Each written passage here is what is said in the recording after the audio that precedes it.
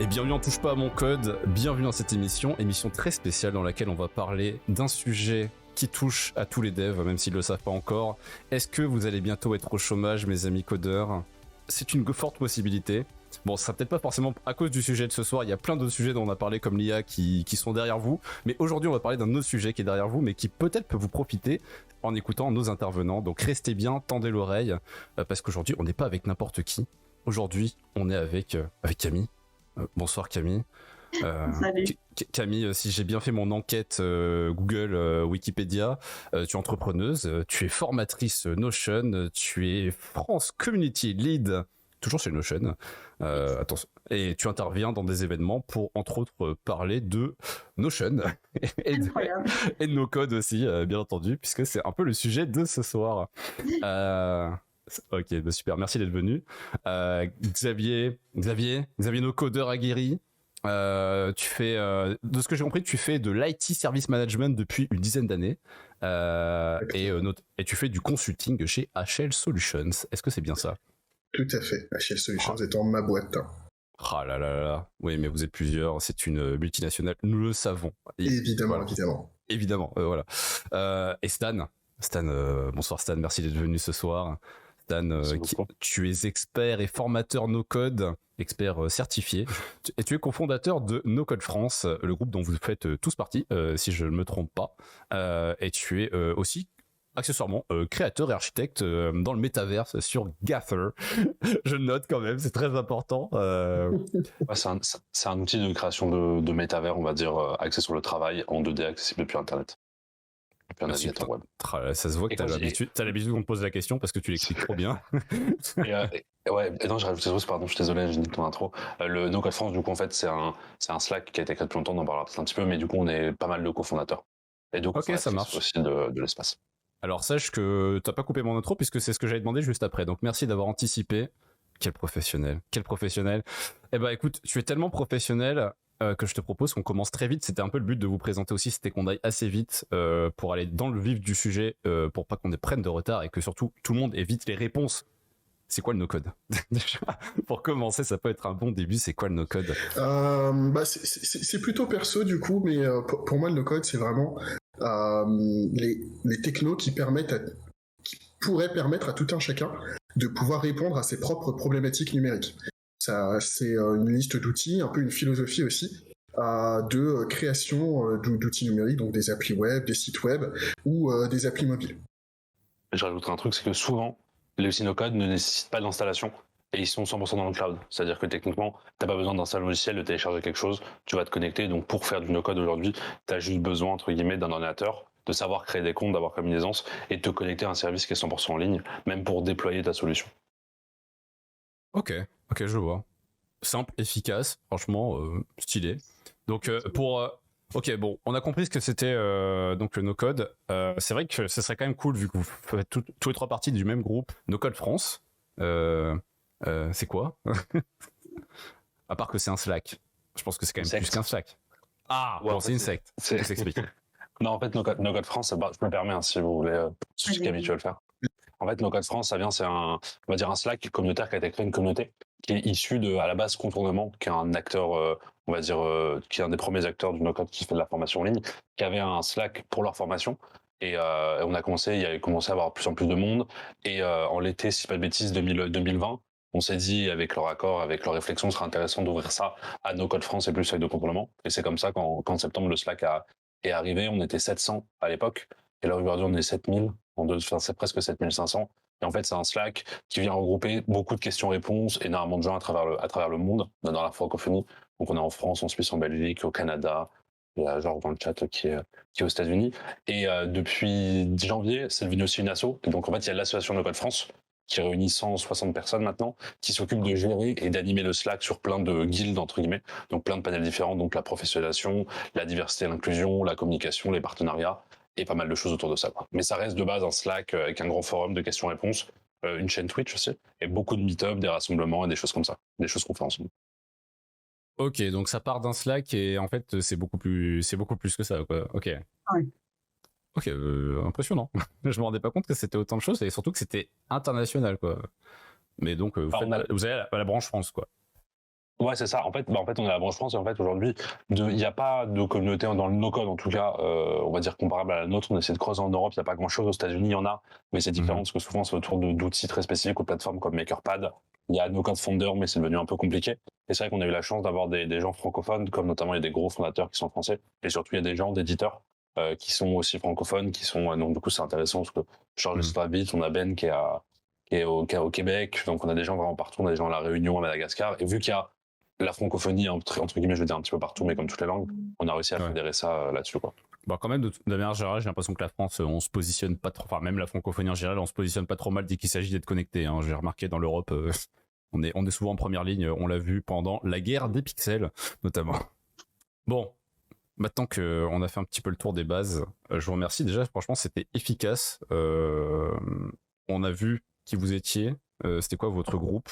Maintenant, faut qu'on s'attaque au vrai sujet. Bon, moi, quand j'ai appris l'existence du no-code, je me suis demandé, mais comment ça se fait qu'il n'y a pas plus de gens qui en parlent et que c'est juste votre groupe que j'entends en parler presque, enfin tu vois, comme des gens qui viennent taper à ta porte, bonjour, tu connais le no-code, alors que mais peut-être le truc a l'air super bien en fait, donc je me suis dit mais comment ça se fait que personne connaît un truc qui est en train vraiment d'être, enfin qui me semble pas révolutionnaire mais presque en fait, donc je me pose la question, mais pourquoi on no-coderait et pourquoi au lieu de coder, pour quelle raison en fait selon vous, pourquoi en fait et pourquoi ça se démocratise pas plus, ou même si vous allez peut-être me dire que ça se démocratise déjà beaucoup, j'en ai Oui, aucune idée.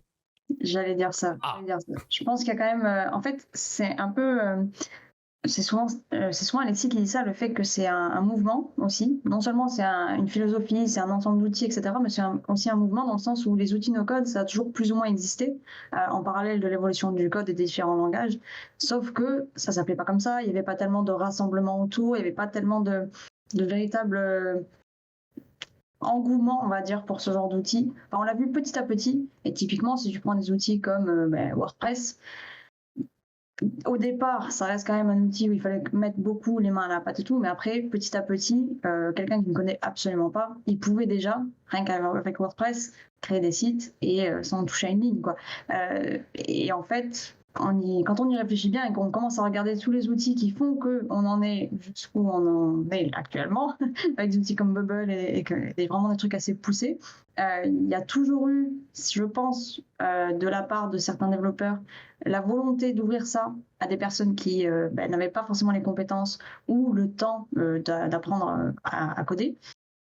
Sauf que là, on voit que, en fait, il y a juste un besoin beaucoup plus accru de disponibiliser des outils pour accompagner la transformation digitale, quoi. On voit que ça va toujours plus vite, que ce soit en entreprise ou même au niveau de la société. Et du coup, il faut qu'on puisse donner les moyens à plus de personnes, que ce soit à travers la formation de personnes qui vont devenir développeurs, développeuses ou pas.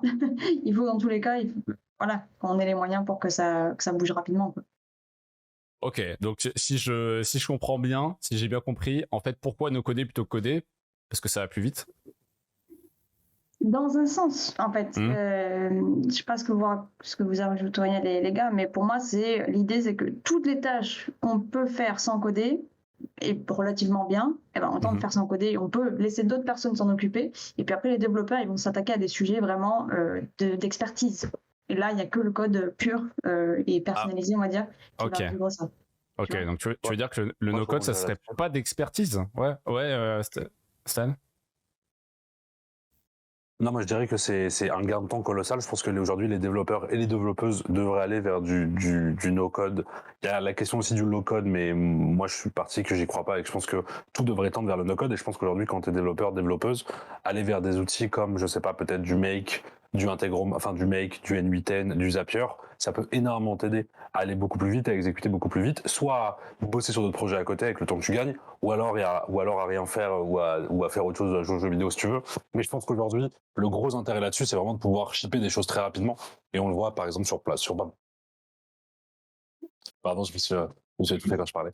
Et on le voit sur énormément d'outils qui permettent, en termes de courbe d'apprentissage, aujourd'hui, c'est quand même très rapide en termes de courbe d'apprentissage. C'est que si tu vas sur n'importe quel outil et t'en fais 6 mois à temps plein, sauf si vraiment tu as du mal, tu seras techniquement une brute dessus. Et après, ça dépend évidemment des outils, mais je pense que c'est aussi de pouvoir shipper rapidement, tester, itérer, faire des tests, que ce soit pour ton projet perso ou alors dans ta boîte de pouvoir faire plein d'autres choses. Aujourd'hui, on a plein d'exemples de grosses entreprises qui intègrent du no-code pour améliorer leur processus en interne, pour automatiser des choses et avoir vraiment ce côté opérationnel beaucoup plus rapide sur des boîtes où il y a plus de 2000 personnes à travers le monde. Et là, ils montent une équipe no-code pour aller faciliter leur travail et surtout permettre à des expertises métiers, donc par exemple du RH, du recrutement, du marketing, des choses comme ça, où il n'y a pas forcément de dev ou de personnes techniques, de pouvoir leur faire gagner un maximum de temps, quoi. Ça, c'est on va dire, du no-code. Ok, donc on en revient à cet aspect de rapidité. Donc, mais rapidité pour plusieurs facteurs, si je comprends bien. C'est que pour des tâches simples, ça va beaucoup plus vite pour, je sais pas, disons-nous, bootstrapper un projet, enfin pour le mettre en place, ça va beaucoup plus rapidement pour faire des choses simples. Mais par contre, dès que ça va être plus compliqué, pour vous, encore, à votre avis, il faut quand même rester sur du code. En fait, je pense que ça dépend. Ce que tu as dit tout à l'heure, je pense que tu as fait un petit raccourci en disant coder ou no coder. C'est pas exactement coder ou no coder, c'est vraiment en fonction de ton cas d'usage. Est-ce que c'est nécessaire d'aller écrire du code ou est-ce que la solution que tu développerais en code, est-ce que tu peux la faire de manière plus rapide, plus efficace en fait. Ouais. C'est pas de se dire est-ce que je vais coder ou pas coder. Tu vois, c'est pas vraiment le sujet. D'ailleurs, alors c'est perso, mais je pense que les développeurs font de très très bons no-codeurs parce que tu as déjà toutes les bases. Comment tu fais une base de... Non, mais comment tu crées une base de données, comment tu architectures ta base de données, la compréhension du client-serveur, gérer les API et tout ça, etc. etc. Quand tu es développeur, tout ça, tu l'as déjà en tête. Les outils no-code, c'est vraiment juste une façon d'aller plus vite. Moi, je me souviens d'un débat quand j'étais à l'école. Ça fait un petit moment maintenant, j'ai mes petits poils blancs, mais concrètement, il y avait une bagarre entre les gens qui faisaient du Java, qui faisaient du C, du C++, et les gens qui faisaient du HTML. Franchement, les mecs qui faisaient du HTML, c'était vraiment, c'était les pires, quoi. C'était vraiment les gens qui servaient à rien. C'était pas du code, quoi, de faire du HTML et du CSS. C'était vraiment un truc pour les nuls, quoi. C'était vraiment, t'es pourri quand t'es spécialisé dans le web. Aujourd'hui, si tu fais du Python, par exemple. Typiquement, tu utilises un langage qui est déjà beaucoup plus évolué que ce que tu pourrais faire avec plus simple à appréhender que ce que tu pourrais faire avec du C++. Tu vois, on va vraiment dans une logique de se dire, plus on avance, plus les langages simplifient ta manière de travailler. Le no-code, c'est juste une branche complémentaire qui dit, au lieu d'aller taper du code, je vais faire du drag and drop. Concrètement, tu vois, c'est vraiment pour aller plus vite. C'est une autre branche, ça te permet de faire autre chose, des projets qui vont aller très très vite. On pourra en reparler tout à l'heure, si tu veux, de use case pour lesquels on utilise du no-code. Ouais, justement, c'est intéressant. Stan, tu as parlé de grosses entreprises qui intègrent du no-code actuellement déjà. T'as des idées en tête pour qu'on ait des gros noms qui se mettent dans notre cerveau et peut-être même un cas d'usage, tu vois? Ouais, je sais pas si c'est un gros nom pour vous. C'est bien parce que j'ai le trou maintenant de là où bosse Lilian, qui est une grosse boîte US, si vous avez, si vous me rappelez ou pas. Jelly Smack, c'est ça. Jelly Smack, du coup, qui est pas forcément connu, mais je sais pas si vous connaissez, il s'occupe de YouTube, de YouTube, de récupérer du contenu pour l'améliorer et le diffuser sur toutes les plateformes. Et là, ils ont commencé en septembre-octobre dernier à recruter. Aujourd'hui, ils ont monté une équipe de 10 personnes en interne qui font du no-code. Et leur but au quotidien, c'est d'aller automatiser les tâches, que ce soit des processus d'onboarding. Je crois qu'ils ont travaillé, je sais pas trop on va dire que je peux tout dire, mais ils ont travaillé sur, par exemple, le système de comment est-ce que tu vas aller rendre ton matériel et récupérer du matériel quand tu vas dans une grosse boîte. Et c'est vrai que tu dis quand j'ai 10 personnes, c'est simple, mais quand tu recrutes 100 personnes sur les 2 mois et qu'il y en a 40 qui partent, cette gestion de récupération de matériel extra, elle peut être compliquée. Il y a aussi ces notions, en fait, de tout ce qui va être le côté opérationnel. Et donc là, qu'ils ont pu automatiser assez facilement avec des outils comme make.com, du coup, formerly Integromat, et des outils comme Airtable en interne pour gérer des bases de données. Et ça, je pense que c'est pour ça que c'est intéressant, c'est que pour moi, il y a 2 parties un peu du no-code, et je ferai une scission entre les outils pour créer des produits et créer des outils, donc avec des choses comme Webflow pour les sites web, Bubble pour les web apps, Glide pour les apps mobiles, Adalo, etc. Donc vraiment pour créer du produit, et tout le côté opération. Et Ops, et là, du coup, il faut parler de contournement aussi qui se va là-dessus, qui serait du Notion, Make, Airtable, Zapier, qui là est pour toutes les opérations et qui souvent est utilisé, on va dire, en interne et pour gagner du temps, quoi. Ok. Justement, tu parles de gagner du temps, mais j'ai le souvenir d'une vidéo de Bastille, je crois, qui développait une app mobile en 2 temps 3 mouvements dans une vidéo.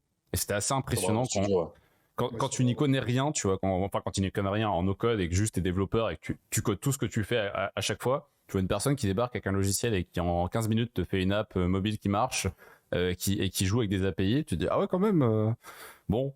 Ça va être compliqué l'avenir si tout se fait comme ça. ça peut devenir compliqué.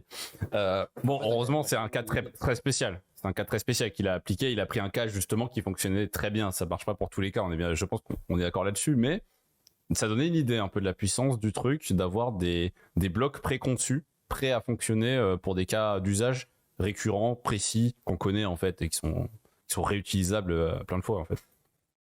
Genre, en l'occurrence, je crois que c'était une app météo. Je veux dire, les apps météo, bon, c'est pas ni la première ni la dernière qui était faite. Donc forcément, il y a des blocs qu'on peut faire en anticipant les API là-dessus. Donc ouais, en tout cas, ça m'avait surpris. Et c'est une des choses d'ailleurs qui m'avait le plus intrigué sur le no-code à l'époque. Déjà à l'époque, une fois qu'en plus, après, quand je vous ai connu, ça m'a vraiment mis la puce à l'oreille. Donc pour vous, le no-code, c'est complémentaire. C'est un peu une espèce de branche suite qui va avec le code en disant on simplifie, on va simplifier encore plus loin. Mais dans cette simplification, au même titre que ce que tu disais, Xavier, on a du Python par rapport au C++, c'est qu'on pourra pas faire exactement, en tout cas, pas aussi des choses avec autant de précision que ferait un C++ par rapport à du Python. Là, c'est pareil, pour toi, c'est l'idée de on simplifie au maximum. Donc forcément, il y aura des choses il y aura des couches de complexité qu'on n'aura pas. On aura moins la main sur certaines choses. Donc là, du code devrait intervenir pour compenser, pour aller faire ces choses-là, c'est ça? Ouais, complètement. D'ailleurs, tu peux avoir des outils hybrides qui utilisent un peu de code. Ah, c'est ce que j'ai te demandé, ouais. Ou du low-code, tu peux tout mixer en fait. Hein. Tu peux vraiment créer ta plateforme en fonction de ton besoin. Et concrètement, comme tu l'as dit, en fait, il y a des petites choses que tu pourras pas faire. Ou alors de les faire de manière plus compliquée en no-code. Des fois, c'est vrai que ça va plus vite. Moi, tu vois, j'avais un petit souci de modification de date dans un outil que je suis en train de faire. Franchement, j'ai fait une petite fonction JavaScript et ça m'a pris 2 minutes. Alors qu'en no-code, franchement, j'aurais galéré pendant un quart d'heure, 20 minutes pour faire mon truc, quoi. Ouais. Donc parfois, tu vois, c'est mieux même d'aller mettre un petit bout de code par-ci par-là. Ouais, mais ça me rappelle un peu WordPress, justement. Je crois que c'était Camille, c'est toi qui parlais de WordPress, je crois, tout à l'heure. Hein. Mais en effet, ça me rappelle un peu WordPress. Tu vois, des fois où je crois que c'est le Visual Builder ou Divi notamment, où des fois c'est super pratique pour faire des templates avec des choses qui sont, entre guillemets, convenues. Par contre, dès que tu veux commencer à faire des choses trop compliquées, vaut mieux aller appeler quelqu'un qui te fait un bout de code. C'est bien plus rentable que d'y passer 3 jours à essayer de faire un truc qui n'est pas faisable, en fait. Donc, donc c'est l'idée avec le no-code. Donc, au moins, déjà, on peut se rassurer sur le fait, on peut se rassurer, les gens qui codent, hein, pour l'instant, peuvent se rassurer. Le no-code ne permet pas de tout faire. Par contre, ça permet d'accélérer sur un nombre de choses assez impressionnantes de ce que j'ai compris. En tout cas, je sais pas, est-ce que la courbe de progression du no-code, pour vous, elle est comment? C'est-à-dire, il y a 3 ans, est-ce que c'était loin d'aujourd'hui? Est-ce que c'était un peu comme aujourd'hui, ça avance pas si vite? Comment ça progresse, ce niveau de je peux tout faire sans coder? On va où là? On en est où? On va où? C'est quoi la limite? Je pense qu'en fait, ce qui est intéressant et ce qui est compliqué aussi avec le no-code, c'est que aujourd'hui, quand tu apprends je sais pas, moi, je pas du tout tech, hein, mais imaginons que tu apprends du JS ou du Python, une fois que tu le maîtrises, il y aura peu de nouvelles fonctionnalités, quoi. Tu vas le maîtriser, donc tu sauras l'utiliser. Aujourd'hui, les outils no-code, ils évoluent énormément. Et moi, c'est mon outil de cœur qui s'appelle Glide, mais plein d'autres outils, ils sortent. Par exemple, si tu prends du Glide ou même du Webflow, pas tellement, mais il y a plein d'outils qui sortent de nouvelles fonctionnalités toutes les semaines. Et en fait, les suivre, c'est hyper compliqué, ce qui veut dire qu'en fait, ta courbe de compression, tu dois toujours rester connecté et te former. Et en fait, c'est une formation vraiment continue. Et je pense que si tu te prends, alors je dirais, même Webflow, même Bubble, il y a 3 ans versus maintenant, franchement, ça n'a rien à voir et la capacité de ce que tu peux faire, ça se repousse toujours. Pourquoi? Parce que les gens accrochent, ils font de l'argent. S'ils font de l'argent, ils recrutent. Et donc, plus ils recrutent, plus ils grossissent. Et les levées de fonds, elles sont comme ça, même Airtable, etc. Ou même Notion. Je pense que Notion, Airtable, il y a 3 ans. Et Notion maintenant, ça n'a rien à voir en termes de fonctionnalité. Et c'est ça qui est assez incroyable, c'est que je pense qu'il y a des limites. Si on devait parler il y a 3 ans, je pense que les limites aujourd'hui, elles ont été éclatées. Après, évidemment, il reste des limites aujourd'hui. Sauf que je pense que... je sais pas, peut-être que, après, j'ai envie de te dire, peut-être que dans 1 an, tous les outils vont s'effondrer parce qu'il y a quelqu'un qui va sortir le truc ultime où, tu vois, où t'auras plus besoin de rien pour faire des sites ou des applications. Mais comme il y a toujours un peu cette évolution, les limites, elles sont quand même repoussées énormément en termes de fonctionnalité et en termes de ce que tu peux faire, quoi. Alors, moi, je le vois aujourd'hui sur Glide. Aujourd'hui, j'ai fait un tuto et j'ai fait une espèce de wiki d'entreprise en 40 minutes. Et donc en 40 minutes, tu avais une web app pour faire un wiki d'entreprise avec des gestions, etc. Là où il y a 3 ans, ça m'aurait pris peut-être 2 heures et il y aurait eu juste la relation n'était pas possible, quoi. La relation, les catégories n'existaient pas, quoi. Donc c'est pour ça que ça évolue hyper vite, quoi. Ok, je vois. Bon, dans ce cas, inquiétez-vous les devs. Ça évolue très vite en fait. Non, ne vous inquiétez pas. Non, je rigole. Mais... Voilà, justement, c'est ce que j'allais dire justement, c'est inquiétez-vous ou sinon suivez un peu le mouvement. C'est justement là où je voulais en venir. C'était. Moi, je vais te couper, je crois, mais moi je pense que le no-code, ça va permettre de faire le tri. Alors là, là je vais prendre un parti pris, je pense aussi, ouais. Je suis d'accord avec toi. Mais non, mais je pense qu'en fait, non, mais c'est pas ça, mais je pense que les mauvais développeurs et les mauvaises développeuses, ils vont juste arrêter parce qu'en fait, quand t'es mauvais, mais il y a un moment où tu peux entuber des gens, mais il y a un moment où ça se voit. Ouais. Aujourd'hui, il y a quand même, notamment dans les ESN et les choses comme ça, il y a quand même une gestion et il y avait une espèce de monopole des produits numériques qui était quand même parfois assez honteux. Et nous, parfois, on se retrouve avec des gens qui sont dégoûtés d'agences web parce qu'ils sortent avec des sites à 20K et c'est un site WordPress et le mec a tout loqué, ils peuvent rien faire et ils sont coincés. Aujourd'hui, les gens se rendent compte qu'ils peuvent le faire. Après, tout le monde n'a pas à faire du no-code et tout le monde ne peut pas forcément faire du no-code. Ça reste accessible, mais tout le monde ne peut pas en faire parce que ça demande quand même des compétences techniques. Et ça permet d'avoir ça. Et après, je pense que les bons développeurs et les bonnes développeuses, franchement, allez sur des outils no-code et en fait, vous allez facturer 3 fois plus, quoi. Et vous allez travailler peut-être 2 fois moins. Et en fait, justement. Tu vas vers des outils comme, par exemple, je pense qu'aujourd'hui, tu vois, quand t'es dev, tu vas vers des outils vers Xano ou WeWeb pour faire des web applications. Franchement, je pense que tu vends ça le même prix, tu vois. La question, c'est pas parce que c'est une no-code que c'est moins cher, tu vends ça le même prix, sauf qu'en fait, tu fais ça 2 fois plus rapidement, et au lieu de faire une mission, t'en fais 3 par mois, quoi. Et à ce moment-là, après, tu vas vivre à Bali et tu vas faire ta vie, quoi. Je pense qu'il y a ce côté-là aussi qui est intéressant, quoi. Ou en Thaïlande, évidemment. Plus vite. La Thaïlande. Bien sûr. Tant que tu payes tes impôts en France, voilà. Tant que tu payes tes impôts en France, bien sûr. Tu peux aller n'importe où. Évidemment. Ok. Donc, tu as un peu anticipé la question que j'allais poser, c'est ça. Donc, selon toi, c'est clair pour toi, mais est-ce que pour les autres, est-ce que pour toi, Camille, pour toi, Xavier, c'est pareil? Je suis développeur aujourd'hui. Faut que je me mette au no-code là, selon vous? Il faut suivre en tout cas. Vous n'êtes pas obligé de vous y mettre, même si c'est bête parce que c'est une opportunité en fait. Ça serait, c'est comme si on te dit, ok, j'ai un trou à faire dans mon jardin, t'as le choix de le faire à la main ou tu le fais avec une pelle. Enfin, tu vois, pourquoi t'emmerder, tu vois. Donc, si j'ai des super mains entraînées. Voilà, pourquoi pas. Après, chacun son truc. Mais disons que c'est en moins intéressant de suivre l'évolution et de suivre ce qui se fait parce que vous aurez toujours un train d'avance, j'ai envie de dire. Vous serez toujours en avance, puisque encore une fois, comme disait Xavier et Stan, vous avez une logique, vous avez, c'est pas, ça va pas vous surprendre en fait. Les outils no-code, ça va être très facile pour vous de les prendre en main. Donc, si un jour vous voulez vous mettre à un outil, vous avez une longueur d'avance réelle. Donc en soi, n'ayez pas peur, au contraire. Ça vous met juste une possibilité en plus, des cartes en plus dans votre jeu, quoi. Ouais, on reçoit un message quand même qui me fait rire de Lynx qui nous dit mais pourquoi s'emmerder? Mais il y en a qui aiment creuser. Oui, c'est vrai. Il y en a qui aiment sentir la terre sur leurs mains, tu vois, sentir tout le process. Après, est-ce qu'il n'y a pas un truc quand même? Moi, je me souviens quand j'ai débuté. Alors moi, pour raconter un tout petit peu ma vie, mais moi j'ai un bac plus 5 système d'information et génie logiciel, donc je suis un développeur de base. Tu es un génie. Plus un génie, évidemment, mais ça, je pensais le dire à la fin. Non, mais concrètement, avant, je voulais franchement tout faire, tout refaire. À chaque fois qu'on me demandait, vas-y, développe un truc, je faisais tout de A à Z, utiliser les frameworks, franchement, c'était pour les tapettes. Moi, je voulais pas aller là-dessus. Moi, je fais tout à la main, je développais tous les blogs, tout ce qu'il fallait faire. Et puis, en commençant à devenir un peu plus senior... Pourquoi j'irais pas à Bali, finalement? Pourquoi j'irais pas à Bali? Non, mais en vrai, pourquoi tu utiliserais pas un framework qui te fait ton login? Moi, je me souviens, c'est le truc du login. Je recodais mes trucs de login tout le temps, tu vois. Et puis un jour, je me suis dit, mais attends, pourquoi je fais ça? Ça sert à rien. Ça existe déjà, il y a plein de gens qui ont fait des trucs de login. Pourquoi je vais me faire chier à le refaire? Parce que t'aimais creuser à l'époque. Et en fait, mais t'es devenu blasé à force de faire la même chose. C'est ça, en fait, l'histoire. Non, je suis pas blasé, parce que j'adorais mon boulot. Pardon. Mais il y a un moment où tu te dis, quand franchement, tu peux aller plus vite, tu peux être plus efficace, alors tu utilises les solutions qui te permettent d'aller plus vite, quoi, tout simplement. Ok. Après, je pense que t'es pas obligé, tu vois. Non, mais j'allais dire, moi j'ai rencontré des gens avec qui je leur ai dit, franchement, frérot, ton système, tu perds 3 heures par jour, parce que tu notes sur un carnet. Tu vas dupliquer ça dans un Excel que tu as sur ton ordi, puis tu vas dupliquer ça sur un InDesign. Et je lui ai dit, franchement, moi je te fais un outil, et tu vas gagner 3 heures. Et il m'a regardé, il m'a dit, je m'en fous.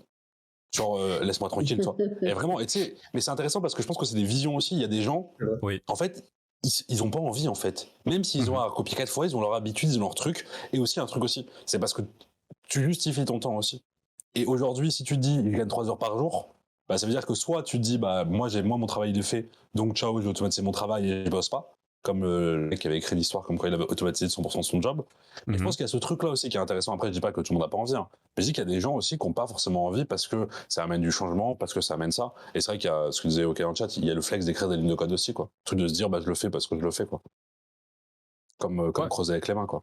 Bah c'est bien, non mais est-ce que c'est pas finalement un peu l'esprit français? Oui, je reste au bureau tant d'heures toute la journée, donc forcément ça veut dire que je travaille bien. Est-ce que finalement c'est pas un peu cet état d'esprit-là dont on parle Bah, plus j'y passe d'heures, c'est plus je travaille en fait. J'y passe des heures, donc je travaille. Je suis totalement d'accord. Moi, je suis consultant. Enfin, je vais dire, j'ai été consultant là, jusqu'à il y a quelques mois. Quand j'ai travaillé avec Capgemini, avec Accenture, avec Deloitte, avec le haut du panier du consulting, tu vois. Et les gens, ce qu'ils aiment faire, c'est des choses compliquées. Pourquoi ils font des choses compliquées? Parce que tu parais intelligent quand tu fais des choses compliquées. Ouais. Et je me souviens que on avait un énorme projet avec un très très gros client qui fait rouler des trains. Et ça faisait 8 ans que l'entreprise essayait de sortir un truc d'onboarding des nouveaux employés. Et tous les consultants qui sont passés, ils ont fait des trucs incroyables, ils ont répondu à tous les cas d'usage. Du coup, tout était complètement impossible à mettre en place, parce que dès qu'il y avait un petit grain de sable dans le rouage, bah, ça marchait pas. Et moi, je suis arrivé, j'ai fait un truc très simple. Franchement, ça m'a pris 1 mois. Et j'ai fait un système d'onboarding qui marche pour tout le monde. Et les gens se sont foutus de ma gueule, parce que déjà, j'ai pris que 1 mois, c'est trop simple, et personne ne croyait que mon truc allait fonctionner. Tu vois? Et alors que tous les autres consultants, ils sont venus avec des trucs, des 500 pages de documents, des projets de presque 9 mois, et il n'y en a aucun qui a marché. Moi, mon projet, il a fonctionné parce que c'était un truc vraiment très simple. Mais on aime bien, quand on est consultant, faire des trucs très compliqués. Des trucs... Tu vends compliqué, ouais, c'est important. Le client est rassuré, il se dit si je paye cher, c'est pour un gros truc. Même si ça sert à rien, tu vois. Non, mais vraiment. L'important, c'est que ça soit gros. C'est tout ce qui compte. C'est ça. Ouais, donc en fait, le no-code, j'ai l'impression vraiment, enfin, de toute façon, quand je vous parle à tous les trois, il y a cette envie de simplifier les choses. Je vois chez vous tous vraiment le but de, non, mais on arrête de complexifier, vraiment simple, rapide, efficace, bali, vraiment, je vois un peu le truc. Mais il y a un truc, écoute Chris qui a dit, personnellement j'ai pas envie d'assumer la charge de 3 métiers, et c'est intéressant parce que moi je donnais des cours à des étudiants en web design et notamment sur Webflow, et du coup Webflow qui est un outil qui va faire des sites web, qui est quand même adressé à des web designers ou des web designeuses, des gens qui ont des bases, et qui permet assez, on va dire entre guillemets simplement, quand tu as des bases de web design, de CSS et de JS, de faire des sites web hyper puissants. Ils m'ont posé la question en disant, est-ce que je devrais aller faire du Webflow en freelance? Et je lui dis, bah aujourd'hui quand tu es web designer et que tu fais tes maquettes et que tu vends des maquettes, et bah tu fais tes maquettes, tu les vends, et puis basta, tu vois. Et puis après, il y a des retours, mais c'est tout. Quand tu vas sur du Webflow et de freelance, il faut faire les maquettes, mettre en prod le site, vérifier que le site marche bien, et assumer en fait ça. Et en fait, tu changes ta relation. C'est qu'en fait, évidemment, tu vas facturer peut-être 8 fois plus, parce que vendre des maquettes et faire enfin peut-être pas 8 fois plus, mais tu vas peut-être facturer 3 fois plus. Mais par contre, et Chris a très bien dit, tu vas assumer non pas que le métier de faire du truc, enfin de faire des maquettes, mais tu vas être web designer, intégrateur et surtout chef de projet. Parce que ça aussi, c'est ça qui est important, c'est que tu vas devoir gérer ton client de A à Z, etc. Donc c'est vrai qu'il y a ce parti pris au sein de no-code qui est hyper intéressant. C'est qu'aujourd'hui, moi, quand je fais des applications Glide, je suis designer et architecte du truc, de la base de données, et ensuite derrière, tu dois maintenir ton client, le former, etc. Donc, mais on peut pas travailler en équipe sur du no-code? Si, bien sûr, tu peux, mais ça dépend quand t'es free solo. Après, il y a des gens qui bossent en crew. Ouais, mais tu peux bosser en crew, ouais, c'est ça. Parce que là, depuis tout à l'heure, on parle de tu dois assumer tout seul, mais je veux dire, comment dire? Si le cadre c'est, ouais, mais moi, j'ai pas envie d'assumer 3 métiers. Oui, bah, enfin, je veux dire que ce soit en code ou que ce soit en no-code, t'assumeras pas 3 métiers, mais donc on peut très bien avoir une personne qui s'occupe de l'aspect fonctionnel, une de l'aspect design, et enfin, ça se fait aussi, non? Oui, bien sûr. Mais comment tu bosses à plusieurs sur du no-code au final? Parce que avec du code, t'as du versionning, t'as Git, tu fais comment avec du no-code? Bah, je dirais ça dépend des. Vas-y, Camille. Non, ouais, ça dépend des outils. Ça dépend des outils. Ah, ok, d'accord. Mais ils ont des choses qui sont en place là-dessus avec l'historique des changements, j'imagine, des choses comme ça, c'est ça? Ça dépend des outils. Ouais, ok, des outils qui sont plus ou moins adaptés, c'est ça, j'imagine? La pire réponse. Bah, je pense que c'est pas si simple. Merci Xavier. Merci. Mais il y a un outil qui est sorti qui s'appelle NCScale, si pas de bêtises, qui est un nouvel outil qui a levé des fonds dans le no-code, et eux, ils ont cette envie du coup d'être un peu le GitHub du no-code, avec notamment du versionning, et ils ont lancé le versionning en accès bêta la semaine dernière sur certains outils, et pas tous les outils. Mais je pense que quand tu bosses en équipe, bah imaginons tu veux faire un site web, bah tu vas avoir le web designer qui va faire le web designer, tu vas avoir l'intégrateur ou l'intégratrice qui va le mettre sur Webflow, et le chef de projet qui va chapeauter. Quand tu bosses sur Bubble, bah tu vas avoir des bubbleurs ou des bubbleuses qui vont aller là-dessus. Quand tu bosses sur... Enfin, c'est compliqué en fait, et c'est ça qui est compliqué avec le no-code. Et c'est comme les gens qui disent, j'ai un projet, quel outil j'utilise? En fait, je peux pas dire aujourd'hui si t'as un projet, quel outil tu vas utiliser. Parce qu'il y en a plein et en fait ça dépend tellement du projet. Et aujourd'hui tu me dis que je veux faire une marketplace ou je veux faire une app interne, je vais te dire ok, c'est quoi ta base de données, combien il y aura de personnes dessus, ok il y a 1000 personnes, bon faut aller là-dessus, j'ai 5 millions de records d'enregistrement, ok faut aller là-dessus, j'en aurai que 200. Et en fait c'est ça qui est un peu compliqué, c'est qu'il n'y a pas une solution précise pour un projet. Là où dans le code, tu dis un site web, ok HTML, CSS et JS quoi. Mais là aujourd'hui si tu veux faire un site web, il y a peut-être 5 outils qui existent et les 5 sont bien, mais ça donne ce que tu as besoin en termes de site web quoi. Donc ça qui est compliqué aussi avec le no-code. Ok, mais donc dans les domaines, enfin on va dire des grosses boîtes ou des boîtes qui utilisent du no-code, c'est pour faire des POC, pour faire des MVP, ou c'est pour faire vraiment des produits qui sont commercialisés et que les gens utilisent de manière générale? Ça sert à quoi en fait dans ces cadres-là? Il y a quoi comme outil qu'on utilise qui a été fait avec du no-code par exemple?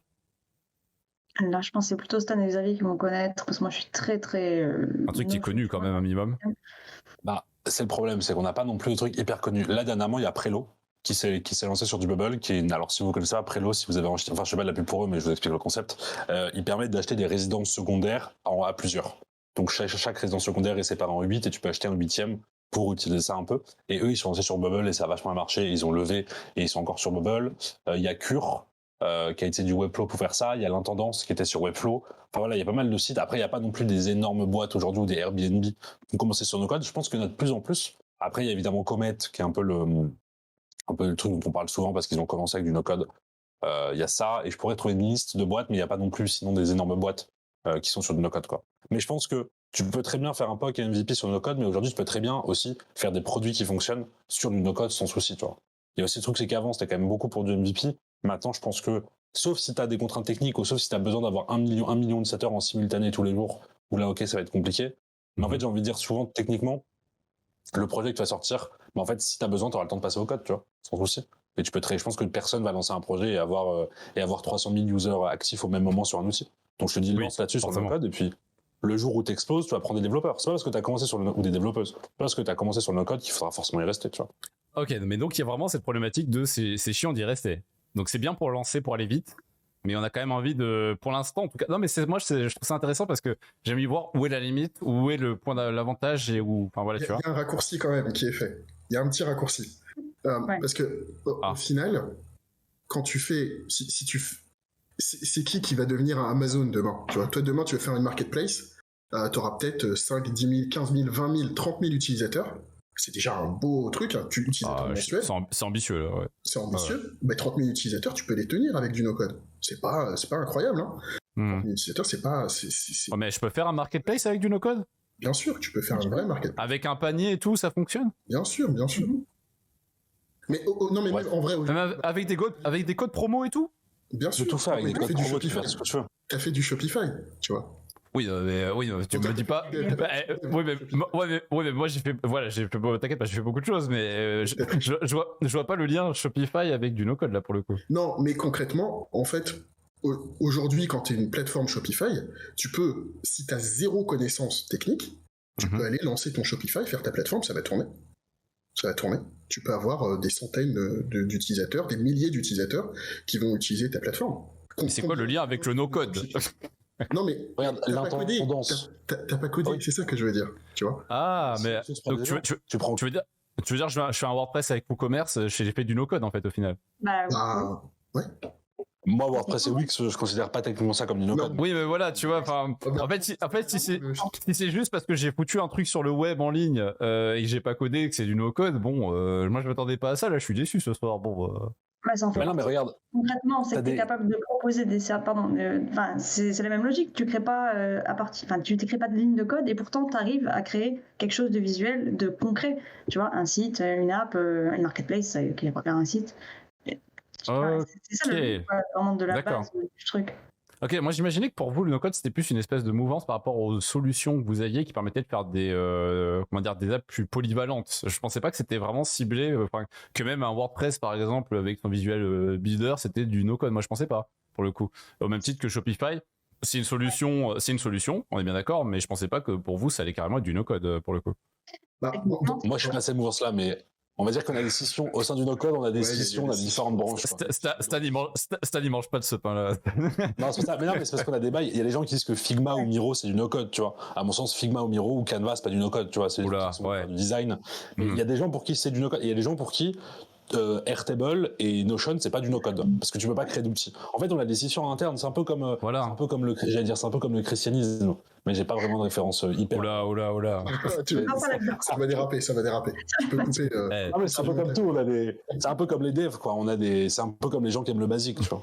J'essaie de faire des rêves de dev, mais j'ai pas de rêve de dev. Mais donc, il y a Cool Chris qui dit un truc, qui dit ce que j'ai pas dit tout à l'heure et j'aurais dû dire, mais c'est que, finalement, Shopify, c'est plutôt une solution SaaS. C'est pas du no-code. Enfin, tu vois, encore une fois, donc, no-code égale juste, j'ai pas codé pour faire mon truc. Finalement, pour vous, si on résume, c'est ça. Pour moi, non. Mais donc, en fait, finalement, quand je fais un Google Drive, finalement, je fais un peu du no-code, quoi. Bah non, parce que tu fais poser, c'est une vraie question. Quand je fais un tableur, tu vois, c'est pas du code. Les gens qui diront comme Airtable, c'est du no-code au niveau des ops. Tu pourrais dire que Google Sheet est un outil no-code. En fait, on a des définitions qui sont très. On n'est pas tous d'accord avec. Mais ce qui est bien, c'est que c'est bien d'avoir. Non, vas-y. En vrai, finalement, c'est vrai que c'est un débat sur les mots, puisque au final, Xavier, je suis d'accord avec toi en soi. C'est que oui, ça peut mettre des devs au chômage le fait que Michel le boulanger fasse sa boutique de pain en une soirée sur Shopify. En effet. Finalement, il n'a pas codé, il a mis en ligne un site qui peut assumer qu'il ait 1 million d'utilisateurs le soir même. C'est vrai que c'est puissant. Sur le papier, c'est puissant. Et je vois là où tu veux en venir par rapport au no-code. Par contre, c'est vrai que je m'attendais pas à ce que vous me dites ça. Je m'attendais pas à ça, en fait. Moi, je pensais que vous avez plutôt. Pas dire. Non, mais Stan, il faut que tu assumes son entourage, Stan. Il est temps de. Moi, j'assume. Pour moi, Wix et pour moi, en fait, WordPress, c'est pas du no-code à partir du moment où, en fait, ce qui est intéressant avec le no-code, aujourd'hui, je vais mettre un outil en ligne, je vais mettre un Bubble, je vais mettre un Webflow, je vais mettre un Glide, je vais mettre un Airtable, etc. Une fois que c'est en ligne, j'ai pas à me poser la question, est-ce que c'est à jour, est-ce que c'est sécurisé, est-ce que je dois faire les mises à jour, etc.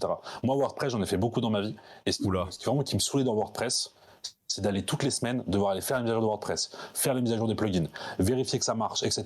Franchement, c'est chiant. Alors qu'aujourd'hui, avec un Webflow, tu mets ton site en ligne, la sécurité, ceux qui la gèrent, et franchement, j'ai plus confiance en Webflow que quand des développeurs ou des développeuses ou qu'il y a des plugins WordPress avec les failles, parce qu'ils ont des énormes équipes dessus. Et surtout que eux, s'ils ont une faille de sécurité, c'est pas un site. C'est aujourd'hui 300 000 sites, notamment des très gros clients qui payent très cher.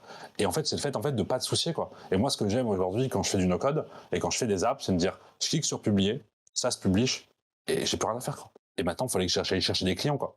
Et il y a quelqu'un qui avait écrit un truc de ce qui est intéressant, c'est qu'il avait, il y avait un commentaire tout à l'heure qui parlait du time to market et du go to market. Et c'est intéressant parce qu'il y avait quelqu'un qui avait lancé un système aux États-Unis de location de cabanes de jardin. Et en fait, il avait utilisé Webflow, Airtable et Zapier. Il avait mis ça en une journée. Et ensuite, il s'était dit, franchement, je sais que mon outil marche. Donc maintenant, mon seul focus, ça va être le produit. Et ça va être aller chercher les utilisateurs ou les utilisatrices. Et c'est ça qui est hyper intéressant avec le no-code, c'est qu'en fait, quand tu mets un truc en ligne, ton truc, il va être en ligne. Moi, quand j'ai des projets, je fais des landing pages, ça me prend une demi-journée à faire. Et une fois que ma landing, elle est bonne, je repasse plein de fois dessus parce que je suis un peu chiant. Mais une fois qu'elle est bonne et qu'elle fonctionne, alors franchement, let's go, quoi. Allez chercher des gens. Mais ça, c'est vraiment quand tu lances des projets, on va dire. Et ça, c'est quand même quelque chose qui est quand même vraiment kiffant. Te dire que ton projet, à part quand tu as des problèmes de DNS, quand les outils sont en panne, etc., ce qui arrive, évidemment, mais ça fonctionne et t'as pas à te prendre la tête de savoir sur est-ce que ça va fonctionner, est-ce que ça va pas fonctionner, et ces choses-là, quoi. Et ça, c'est quand même hyper agréable. Ok. Donc, je vois l'état d'esprit. Quand t'es vraiment en mode entrepreneur, je vais aller droit au but, no code, quoi. c'est la vie. D'ailleurs, juste une question à la con, mais parce que ça me tourne dans la tête. C'est quoi le lien avec Notion et no code C'est quoi le lien, en fait, Camille? Ça, c'est la question. Et même moi, je suis assez... comment dire? Pour moi, c'est du no-code, mais je peux comprendre qu'on le considère pas comme du no-code. Pour moi, ça devient du no-code à partir du moment où tu t'en sers pas juste pour prendre des notes de manière simple, mais que tu en fais un vrai système interne d'organisation, etc. Ouais. Tu vois. À partir du moment où tu joues vraiment avec les bases de données relationnelles, etc., là tu fais du no-code. T'as dit le mot base de données relationnelle, je pense que ça suffit à voilà. Ouais. Okay. Mais ça me va. Par défaut, c'est vrai qu'il y a plein de gens qui l'utilisent comme un Google Doc, quoi. Et dans ce cas-là, non. Mais ouais. Tu peux. Ok, je vois. Oui, c'est vrai qu'en fait Notion, pour rappel, on sait jamais, mais donc outil de notes très poussé qui en fait permet de faire beaucoup plus que des notes. D'ailleurs, je m'en sers littéralement en ce moment.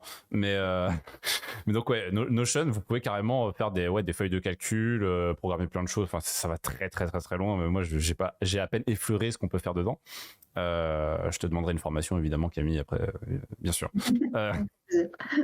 Donc, ok, je comprends ce que tu veux dire. On en revient à ce que je disais par rapport à Drive tout à l'heure, quoi. C'est un peu l'idée de, bon, si tu peux faire des trucs qui ont de l'algorithmie, entre guillemets, alors que t'as pas codé, sur le papier, on peut dire no code, quoi. Ok, Stan? Ouais. Mais ce que je trouve intéressant, et je rebondirai totalement sur plus fois ce que dit Camille, c'est qu'aujourd'hui, Notion, c'est vrai que je vais redire un peu ce que tu as dit, donc je vais aller plutôt sur la partie, c'est qu'aujourd'hui, moi j'ai vu des gens qui ont créé des outils à l'intérieur de Notion. Et moi j'ai bossé pour une boîte qui s'appelle The Toolbox, et ils ont fait des trucs pour des clients, des clientes, et j'étais en mode, mais frère, quoi, comment, tu vois? Et en fait, ils ont vraiment utilisé Notion avec un système de dashboard, de base de données relationnelles, de link database, de choses comme ça, de vues, de filtres, de mise à jour, d'automatisation dans Notion. Et en fait, tu crées des outils, tu vois. Et moi, aujourd'hui, j'essaie de répliquer ça, et du coup, j'ai vraiment des outils dans lesquels, quand tu vas créer des cellules, ça va déplacer des choses dans des bases de données, ces choses-là. Et en fait, comme tu peux faire énormément de choses avec Notion, soit tu fais la partie classique de base de données et de juste traitement de notes, soit tu peux vraiment créer des outils de ouf, quoi. Après, parfois tu dis, mais en fait, à quoi bon, tu vois, pourquoi je le fais dans Notion alors que je pourrais très bien le faire dans Airtable ou ailleurs, quoi.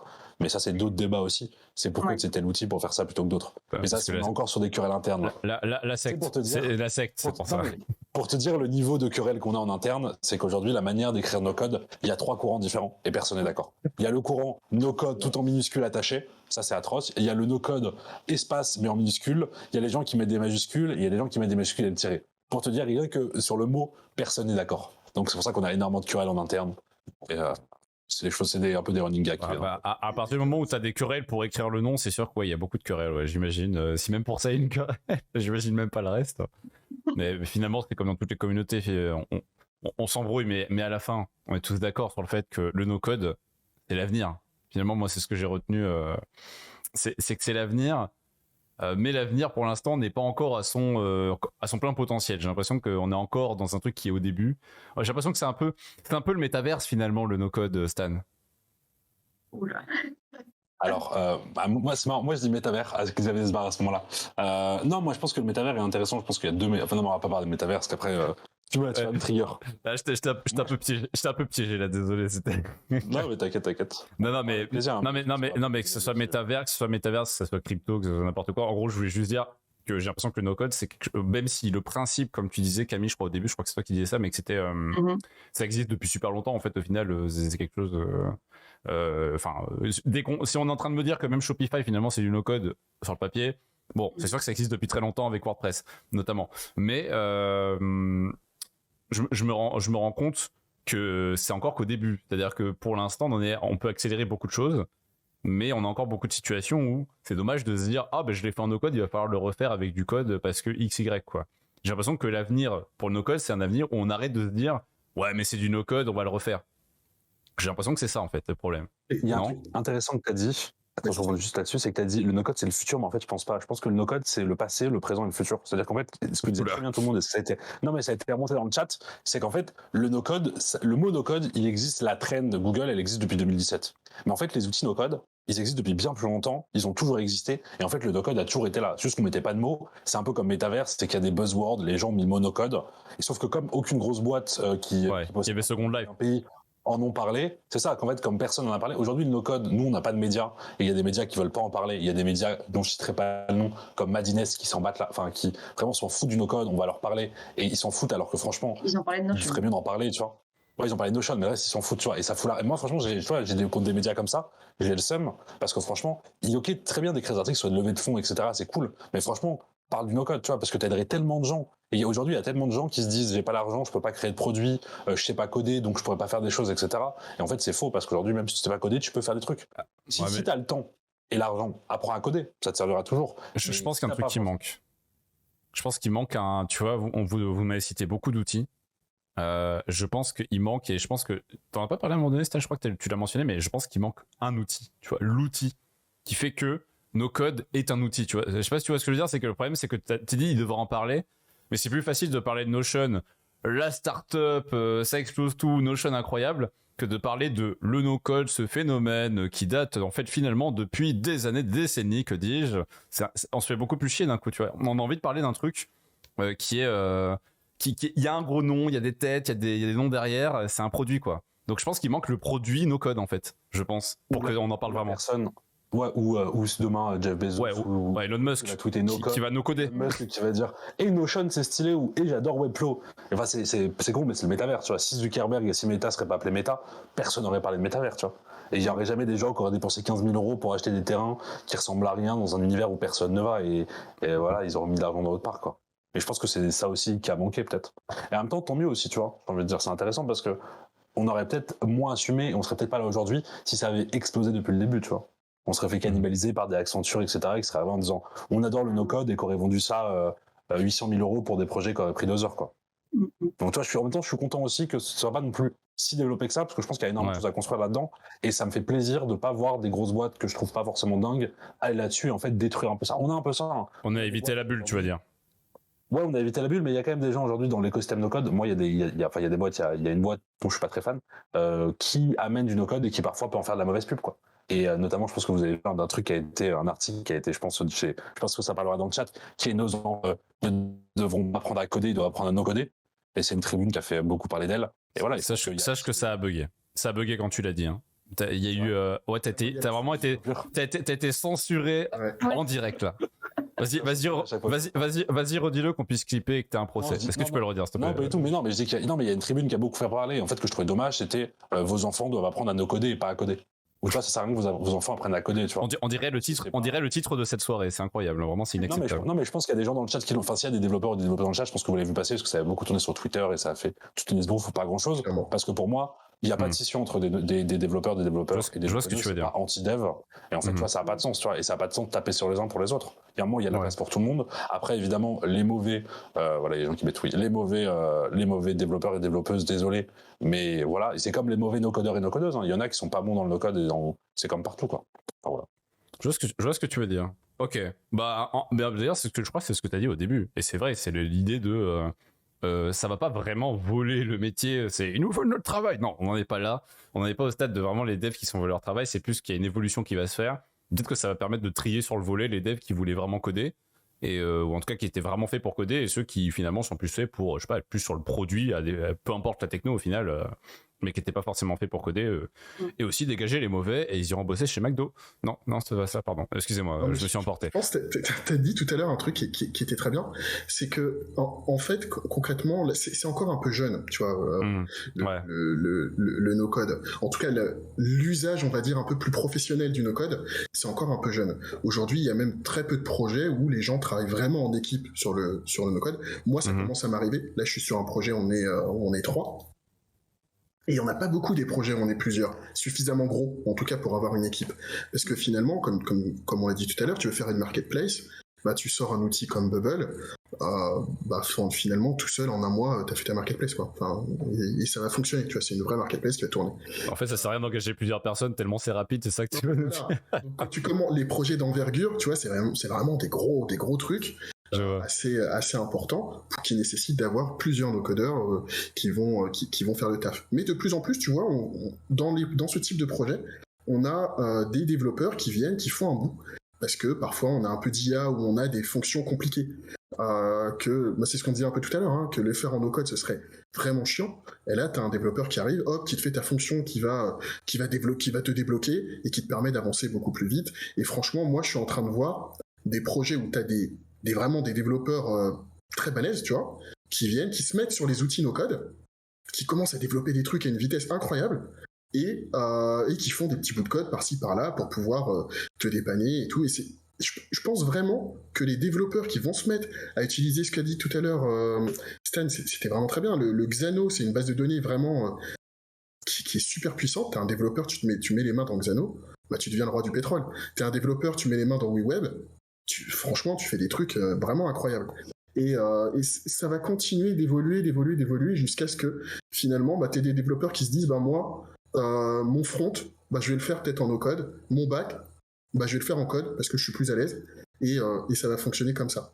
Il y a un truc qu'on n'a pas évoqué et que les développeurs sont les seuls vraiment à pouvoir faire. Moi, aujourd'hui, j'ai plus les compétences de dev pour pouvoir faire ça, mais les plugins en no-code, c'est un marché incroyable. Aujourd'hui, ça n'existe quasiment pas. Tous les outils te permettent de faire des plugins, des extensions, des petits trucs que tu vas coder en plus.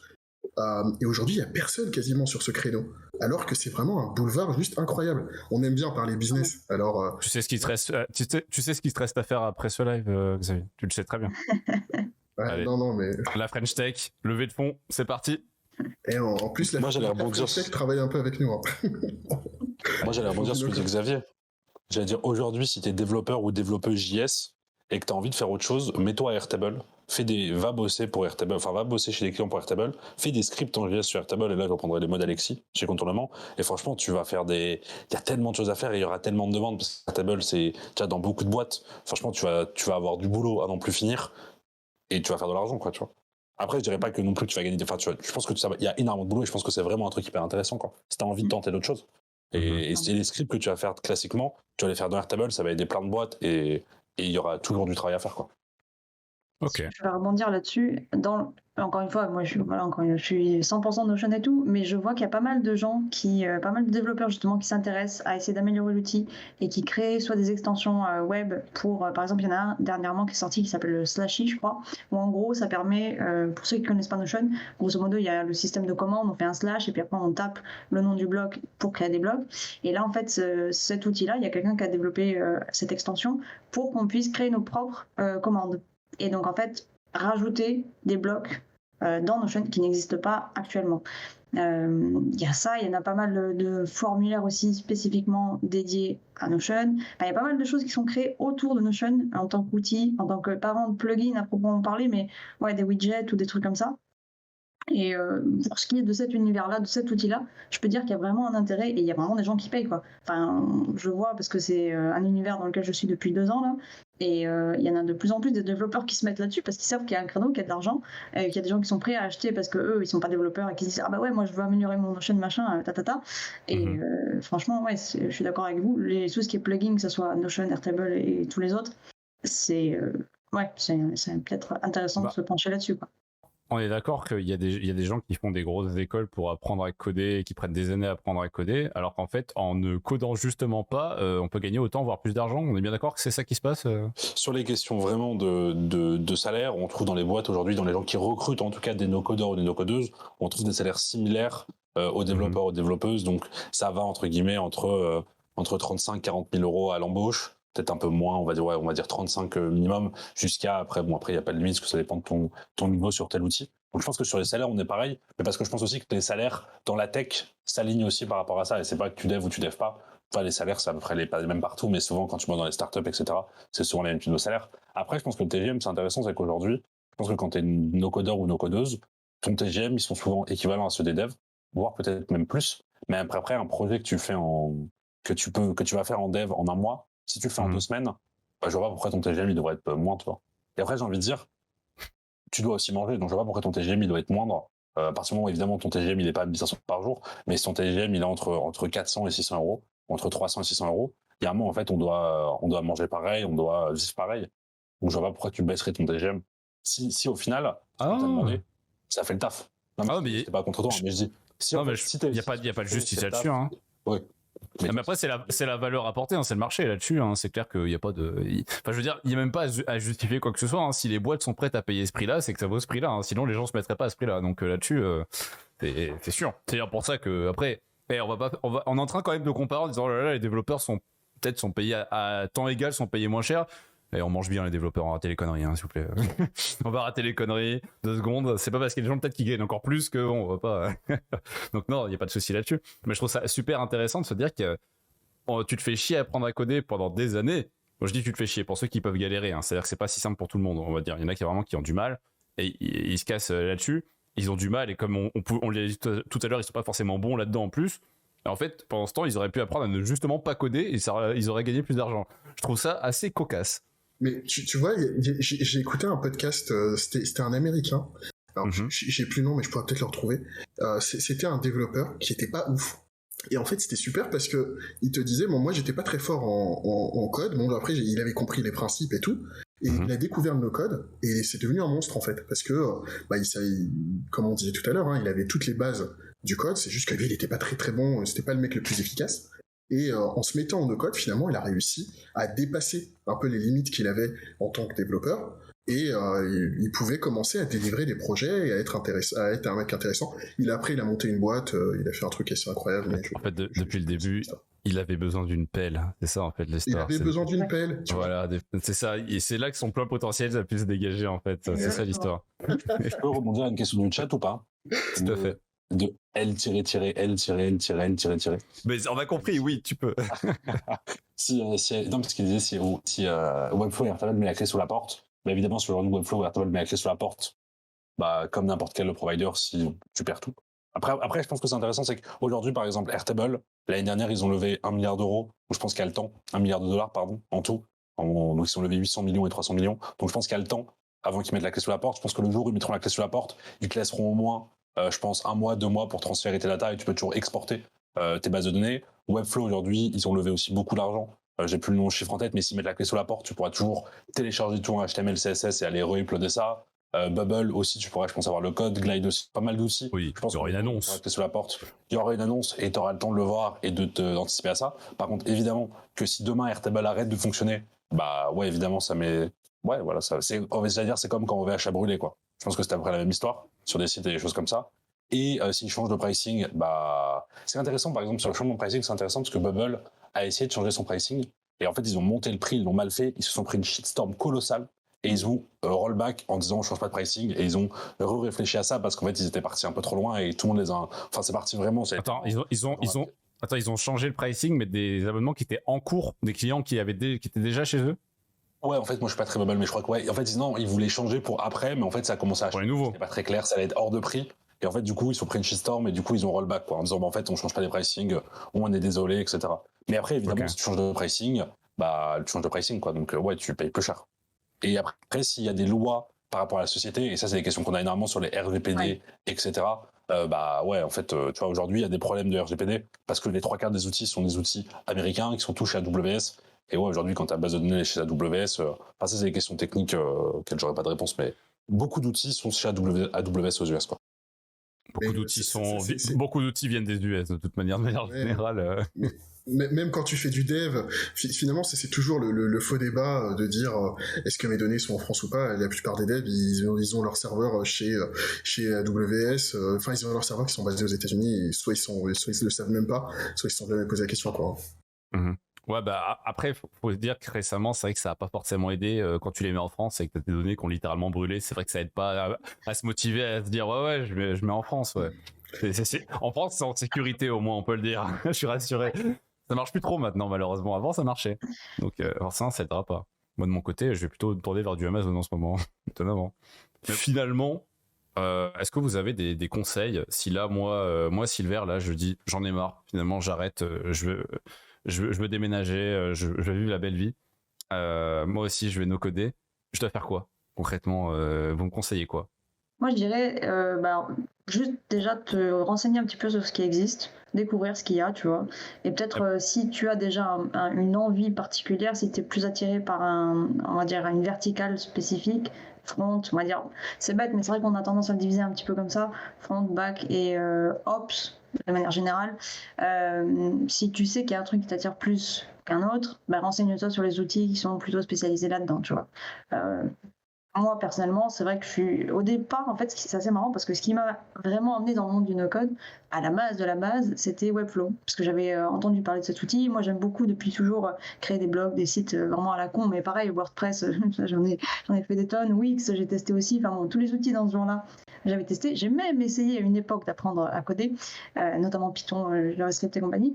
Et en fait, flemme, je suis pas allée jusqu'au bout. Bref. Du coup, à la base, ce qui me plaisait beaucoup, c'était tout l'aspect front, quoi. C'était ça qui m'intéressait le plus. Et maintenant, je me suis découvert plutôt un intérêt sur tout ce qui est automatisation et ops de manière générale. Donc, comme quoi, c'est bien de regarder ce qui se fait, de tester et de savoir si tu as déjà un intérêt pour un de ces trucs-là en spécifique, quoi. Enfin, moi, tu vois, typiquement, je suis jamais allée sur Bubble, Adalo et compagnie. Je trouve que c'est intéressant. Je sais pas si c'est un outil que j'ai envie de tester. Enfin, je pense que je le testerai juste histoire d'eux parce que je suis curieuse, mais c'est pas quelque chose que je vais faire là demain, tu vois. Bah d'ailleurs, est-ce qu'on pourrait faire un peu de name dropping un peu avec les outils dont on parle là? Il y a quels outils et pour quelle utilisation? Est-ce qu'on peut faire une petite liste et ceux qui écoutent, vous la retrouverez en dessous du contenu dans la description. Il y a Stan qui a droppé le site quels outils. On peut faire un petit listing. Si tu veux faire des sites web, si tu veux faire un site web compliqué, joli, beau, intense, avec des animations, tu vas sur Webflow, WebFLOW. Si tu veux faire des sites simples, des sites statiques, des one page, des trucs vraiment simples, par exemple la page de ton boulanger, de ton boucher, etc., tu vas vers Doric, DORIK, ou vers Card, CA2RD. Ça permet vraiment de faire des petits sites simples. Imaginons tu veux faire des applications web, donc des web apps. Tu peux aller vers Bubble, B-U-B-L-E. Tu peux aller vers WeWeb, W-E-W-E-B.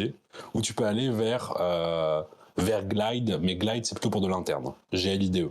Si tu veux faire des applications mobiles, tu peux aller vers Adalo, A-D-A-L-O, ou alors vers DraftBit, D-R-A-F-T-B-I-T. Si tu veux faire des bases de données, tu peux aller vers Airtable ou TimeTonic. Si tu veux faire des applications métiers, tu peux aller vers Glide ou vers Xar, K-S-A-A-R. Si tu veux faire des automatisations, tu peux aller vers NU10, Make, M-A-K-E, ou Zapier, Z-A-P-I-E-R. Si tu veux faire... Qu'est-ce qu'il y a d'autre? Si tu veux faire une boutique, tu peux ça. Si tu veux faire une marketplace, tu peux essayer ShareTribe, S-H-A-R-E-T-R-I-B-E, qui est un outil spécialisé. Si tu veux faire... Après, sinon, si tu comprends pas et si tu veux vraiment avoir, tu peux taper dans Google Kells outils no code, et il y a un site, et dessus, il y a tous les outils qui existent par rapport au vertical que tu veux utiliser. Ok. Quels outils no code? Quels outils no code, ouais. Donc, si tu veux voir ce que tu peux faire avec un site type Webflow, il y a un... Franchement, c'est la vitrine que j'aime bien montrer, le site de FinSuite. Je sais même plus comment s'écrit FinSuite, mais si tu veux montrer... F-I-N-S-W-E-E-T. Si tu regardes, c'est fait avec Webflow, avec les full 3D et tout. Je pense que ça peut être impressionnant. Ah ouais, c'est carrément, il y a la 3D, oui, en effet, il y avait vraiment de la 3D. Et c'est vrai que ce site était super impressionnant. Et quand vous m'avez dit que c'était fait avec du no-code, c'est vrai que c'était assez impressionnant, enfin, de se dire, mais comment ça se fait? Comment tu fais ça? Il y a une question là, sur Webflow, ça fait du code propre. Tous les outils font pas forcément des choses propres, même si en vrai, de plus en plus, les outils font du code très très propre. Mais c'est vrai que certains, bon, tu vois pas forcément le code. Pour voilà. Tu le vois en tout cas, le code est propre. En fait, c'est ça l'idée. C'est est-ce que vraiment tu as besoin qu'il soit propre si tu ne le vois jamais? À un moment donné, c'est aussi. En vrai, c'est comme quand tu utilises une machine à laver. Est-ce que tu sais comment ça marche derrière? T'en sais rien. Ça marche, c'est tout. Ça se trouve, il y a des cafards dans ta machine à laver du moment qu'ils sont pas dans ton linge quelque part. Alors, si tu veux, je peux t'expliquer comment ça marche une machine à laver techniquement. En fait, c'est de la physique. C'est un truc. Non, mais c'est intéressant parce que toi, par exemple. Et finalement, il n'y a pas de code, non? C'est bon, ok. Non, mais le code généré par Wix, il est dégueulasse, tu vois. Moi, c'est pour ça que ça me vénère, parce que, en fait, il y a un truc aussi qui m'intéresse, qui est hyper intéressant, c'est que, pour moi, il y a des, et là, c'est un truc, c'est que je fais pas de code, mais je comprends comment le web fonctionne. Et tu vois, pour moi, un outil qui va te dire, prends ton image, tu la mets en haut à droite et basta. Bah pour moi, en fait, c'est pas apprendre comment le web fonctionne, parce que le web, ça fonctionne pas comme ça. Quand t'as pas de notion de container, de section, de flexbox, etc., bah en fait, tu vois, ça t'amène à rien, parce que dans le web, je vais pas prendre un texte, je le mets en haut à droite, je vais le glisser juste en haut à droite, et il sera là, et il bougera pas, tu vois. Et donc, je pense qu'il y a des outils qui sont intéressants et des outils qui sont mauvais à utiliser, parce que c'est pas comme ça que le web fonctionne, et en fait, tu devrais pas avoir à apprendre comme ça. Ok, que je vois ce que tu veux dire. Bah après, ça dépend vraiment de ce que tu veux faire aussi, je pense. Hein. Ça dépend jusqu'où tu veux aller. C'est pas Wix, franchement, c'est oui. Si vraiment vous voulez faire des sites pas chers. Non mais franchement, moi j'ai des bons tips. Hein. Si vous voulez faire des sites pas chers, vous allez sur Doric ou Card. Franchement, les pricing, ils sont en termes d'hébergement. Doric aujourd'hui, pour 10 sites web, c'est $49 par an. Ça fait à peu près $1 par mois par site. Ça fait $1 le mois d'hébergement pour un site web. Card, c'est un peu moins cher, non? Card, c'est le même prix, je crois. Je crois que c'est un tout petit peu moins cher. Moi, mon site, il est fait sur Doric, franchement, ça fait le taf. Hein. Pour des sites simples, franchement, et après, quand tu vas vendre ça et quand ton hébergement, il te coûte $1 par mois et que tu vends ça à des clients, vous allez à Bali et vous allez boire une pina colada en autre. On revient à Bali. Toi, c'est vers... Attends, mais en parlant de Bali, est-ce que pour aller à Bali, c'est pas une bonne solution où tu as parlé de Airtable pour les bases de données? Et donc, est-ce que tu peux le lier à d'autres outils qui servent à faire autre chose que de la base de données? Est-ce qu'il y a une notion d'interaction qui est facilitée justement entre différents outils qui accompagnent, qui font du no-code au final? Une très bonne question que tu poses là. Je laisserai Camille en parler parce que dans Notion a pu permettre des choses. Camille, la sauce. C'était pile poil quand j'étais en train de regarder un des sites, donc j'ai pas. Alors,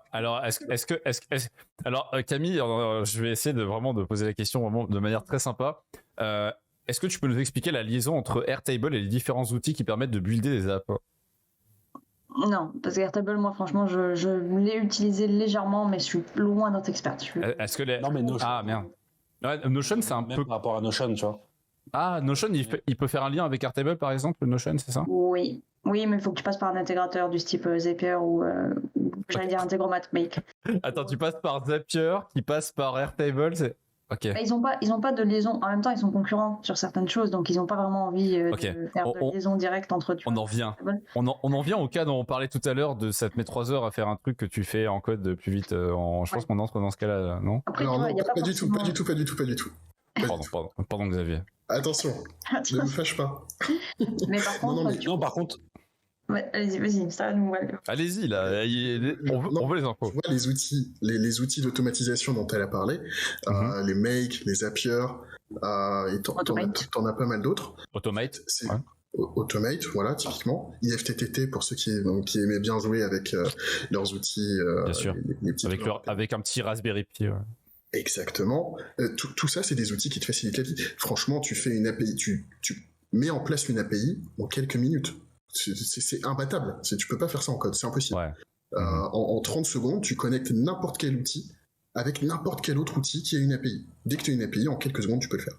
Alors des fois, c'est un peu plus compliqué parce que voilà, la doc, le JSON est un peu compliqué à lire. Hein. Évidemment, les API qui sont mal faites, ben voilà, c'est un peu compliqué. Mais celles où dans les outils en question, dans Zapier, dans Make, tu as déjà les modules qui sont pré-créés, où le travail finalement t'est mâché. Franchement, en quelques minutes, tu peux faire de la génération automatique de documents, envoyer des contrats en signature électronique, et ça peut te prendre franchement 1 heure à faire. T'as totalement automatisé un processus de création de documents et d'envoi à signature électronique à des centaines, des dizaines, des milliers de personnes. Moi, je vais rebondir sur ta question par rapport à Airtable. Aujourd'hui, tu as des outils comme par exemple Softer ou comme Glide qui te permettent de te baser sur une base de données Airtable et de créer des sites, des marketplaces, des sites de recrutement, des choses comme ça. Ok. Et par exemple, moi, j'ai un truc que j'aime beaucoup faire, c'est un peu l'effet waouh, parce que je maîtrise bien Glide. C'est qu'aujourd'hui, il me faut 4 minutes pour faire un système de e-commerce sur Glide qui fonctionne, avec lequel les gens peuvent acheter des sushis. Et en fait, je pars de l'histoire en disant, je vais ouvrir une boutique de sushis dans 10 minutes. J'ai besoin d'avoir une application mobile pour que les gens ils viennent, ils commandent des sushis, ils payent, ils mettent leur carte bleue. Et en 3 minutes, l'application, elle est faite. C'est la base de données, c'est une Google Sheet dans laquelle il y a 2 tables. Une table avec mes produits, une table avec mes catégories. Et après, j'ai une petite application mobile. Les gens peuvent sélectionner les sushis, ajouter à mon panier, ils payent avec Stripe et c'est envoyé et moi, je prends l'argent dessus. Donc en fait, aujourd'hui, ça, c'est un peu l'effet waouh et c'est un peu la démo. En fait, tu pars de rien et tu arrives à un truc un peu. Ouais, limite, t'es vraiment devant une boutique de sushis, tu lui crées sa boutique devant lui sur ton téléphone, quoi. C'est.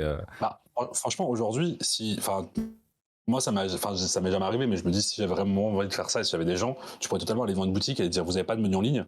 Bah, vas-y. Maintenant, oui. Serre-moi un café. Maintenant, oui, tu vois. Et à partir du moment, en fait, et c'est souvent, en fait, j'ai envie de dire, le plus long, c'est pas de faire l'application, c'est de remplir la base de données, en fait, avec les différents produits. Oui. Moi, je passe je passe les 3/4 de mon temps, surtout là-dedans. Je pars avec une base qui est déjà faite, mais je pense que remplir la base, c'est 10 minutes, faire l'application, c'est 2 minutes, tu vois. Parce que c'est aussi un truc que je sais faire et parce que, à partir du moment où tu maîtrises les outils, les choses qui sont quand même assez simples à faire, quoi. Après, ça dépend de comment tu maîtrises tes outils. C'est ça que je pense que je rebondirai aussi sur la question sur si tu veux te lancer dans le no-code, je pense que la première chose à faire, c'est de former. Et ça, aujourd'hui, il y a plein de formations qui existent. Je vais regarder sur Internet. C'est que je pense que si tu veux maîtriser un outil, il y a 2 manières de faire. Je pense que soit tu veux aller suivre des tutoriels, mais qui, à mon sens, pour moi, des tutos, c'est pas vraiment de la formation.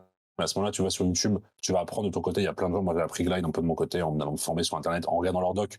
Tous les outils ont des documentations qui sont souvent très bien faites. Malheureusement, parfois, c'est en anglais. Donc, il peut y avoir de la langue. Sinon, franchement, il y a YouTube. Donc, il y a des milliards de vidéos. Donc, franchement, allez dessus. Et tu t'es formé, c'est le moment où il va falloir se lancer sur le marché du travail. Mais je pense que la formation, c'est hyper important, quoi. Parce que tu veux pas, faut réussir et après, faut chercher ses clients, trouver des premiers clients et avancer là-dessus. Ok. Mais donc, après, pardon, je resterai un dernier truc, excuse-moi, et après je me tais, c'est que je pense que tout le monde n'a pas à faire du no-code. Et là, je citerai Carole, David, qui est membre de la communauté, qui en parle souvent, et qui dit qu'en fait, déjà, c'est pas forcément accessible, et de 2, tout le monde n'a pas forcément à faire du no-code, et tout le monde ne doit pas forcément faire du no-code, et surtout, n'a pas à lancer sa marketplace, tu vois. C'est pas parce que tout le monde peut le faire que tout le monde doit le faire. Oui, c'est sûr, ça servira pas à grand-chose, ça aura pas... Faut de la valeur ajoutée quand même à un moment donné.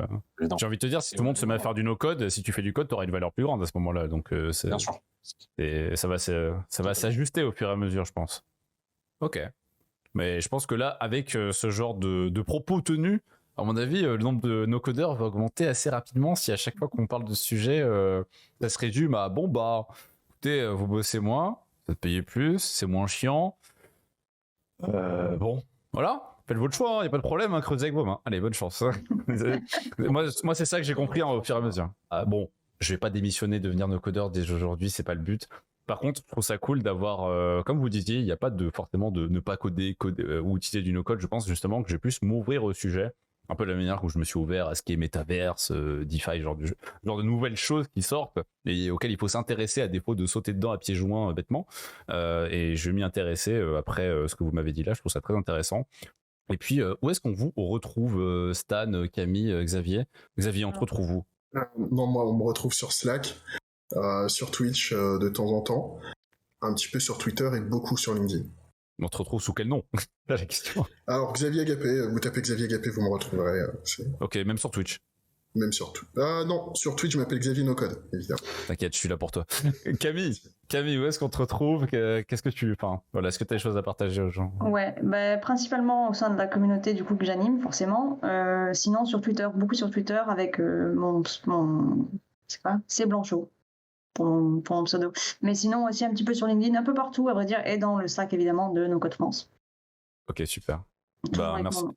Merci, ça marche. Stan, Moi, sur OnlyFans, principalement, je prends des photos de moi avec des outils no-code derrière moi, nus comme ça, je trouve ça joli. c'était ça les portraits derrière toi? Ok, je comprends mieux. Je comprends mieux. Ok. Sur Twitter, StanVergy1312. Bon, le 13-12, vous aurez la signification ou pas, je l'ai créé quand j'étais jeune. Et puis sur LinkedIn, et puis dans No Code France aussi. Vous pouvez taper No Code-France, sur le site. Vous êtes les bienvenus sur le Slack, évidemment. Et moi, j'ai envie de te dire, Silver, quand tu veux, on fait une formation sur Twitch. Si tu veux, on fait une formation accélérée. En direct. Un outil No Code. En direct. Moi, c'est un truc que je voulais faire avec ma grand-mère et je l'ai pas fait, mais je pense qu'en septembre, je le ferai. Je voulais faire un live Twitch où j'apprends à no coder avec ma grand-mère. C'est le moment où ma grand-mère sur Twitch pourrait être incroyable. C'est le moment où on se rend compte que je vais aller moins vite que ta grand-mère à apprendre. Voilà. ma carrière s'arrête après ça. Non, aïe. Je pense pas. Bon, en tout cas, merci de m'avoir tendu la perche. Retrouvez-moi Silver le Dev sur ma chaîne Twitch, évidemment. Vous le savez très bien. Vous connaissez la chanson. Twitch. Voilà, évidemment. Beaucoup de projets, beaucoup de sérieux. En toutes circonstances, toujours sérieux. Vous le savez bien. D'accord. Écoutez, merci d'être resté jusqu'ici pendant ce super live. Merci d'être venu, Camille, Stan, Xavier. Merci beaucoup d'avoir participé. Ce sera même un plaisir peut-être d'approfondir ou de faire peut-être un live plus pratique, on verra. Mais au plaisir vraiment de faire des choses plus pratiques. Parce qu'en fait, on a beaucoup parlé de théorie. J'ai envie de tester des trucs. Mais ça se passera sur Twitter, sur les réseaux sociaux. Suivez-nous. Bye bye. Ciao, merci. Bonne soirée.